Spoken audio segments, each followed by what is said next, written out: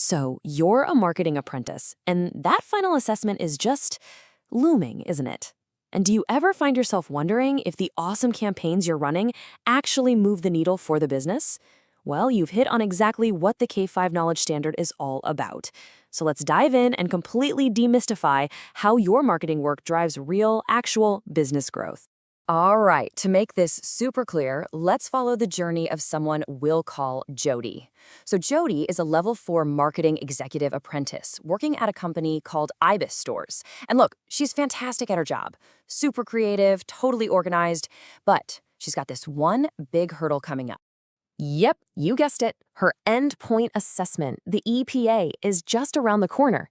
You can kind of think of it as the final boss of her apprenticeship, right? And there's this one specific area that she knows she has to absolutely nail if she wants to pass with flying colors. And this right here is the big one. It's all about K5. So what is that? It's basically being able to show how everything she does in marketing helps the whole business grow. We're not just talking about getting more likes or clicks here. No, this is about the big stuff. Driving revenue, grabbing more market share, building up the brand's reputation. The real question is, how on earth does she prove that? Okay, so Jody's first move, get some clarity. And who do you go to for that?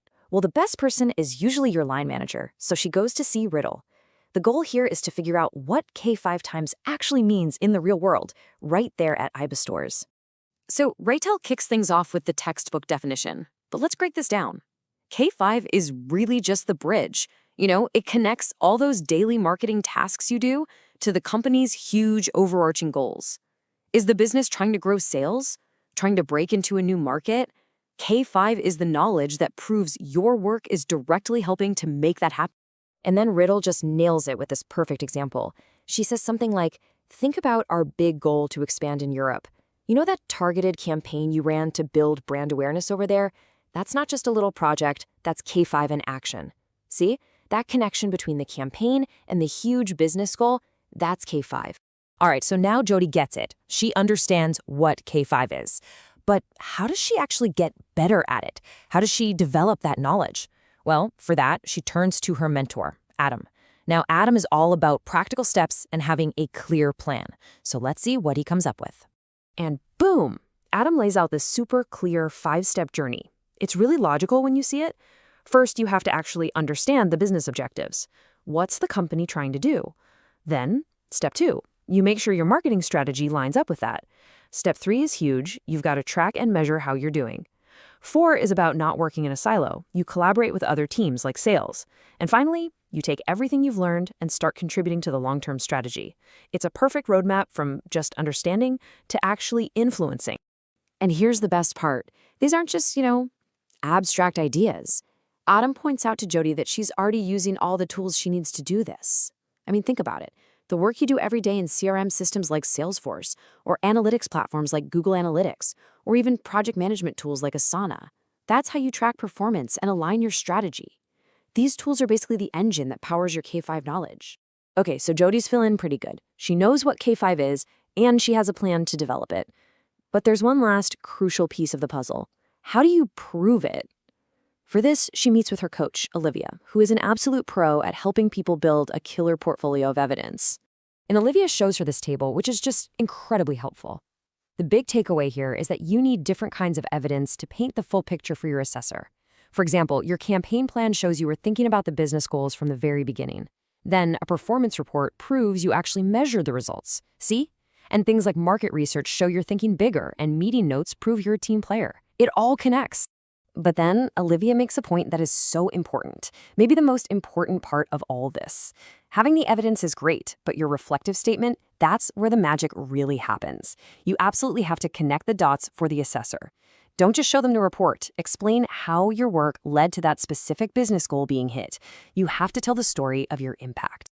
So with this amazing portfolio in her hands, Jody is finally feeling ready. The last hurdle is the professional discussion in her EPA. It's showtime. Time to practice turning all this hard-earned knowledge into clear, confident answers.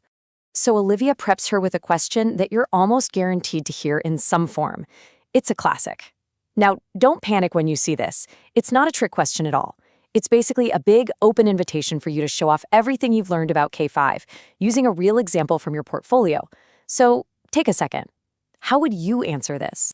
Now pay close attention here because this slide is absolutely key. A good answer is, well, it's fine. You describe the campaign, you say it was a success, but a distinction level answer, that does two extra crucial things. One, it uses specific data. It quantifies the success. And two, it explicitly connects that success back to the big business goal. So instead of just saying, yeah, it went well, you're saying, we drove a 15% growth in sales, which directly contributed to our primary business goal of increasing European market share. See the difference? It's huge. So, Jody's journey from being kind of confused to feeling totally confident gives us the perfect blueprint. This is for any apprentice out there who wants to master K5. Let's boil this whole thing down into a simple plan you can start using like today. And here it is, your 4-step path to mastery. Step 1, define it. Talk to your manager and figure out what K5 means in your company. Step 2, develop it. Use that 5-step journey from Adam in your everyday work. Step 3, evidence it. Build that portfolio with concrete examples just like Olivia showed us. And finally, step 4, ace it. Go into that assessment and tell a compelling story, backed up by your data. So there you have it. K5 is so much more than just a box you have to tick on your assessment. It's really the core of what it means to be a truly strategic marketer. Now you have the blueprint, you know the path. So the only real question left is, what business objective will your marketing conquer next?